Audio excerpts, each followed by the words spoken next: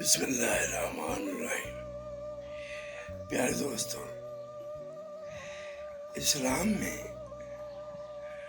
وہی انسان خوش ہے جو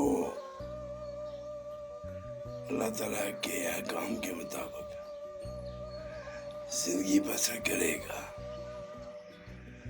کیونکہ جو انسان اس راستے پہ چلتا ہے اللہ تعالیٰ اس کو اس راستے پہ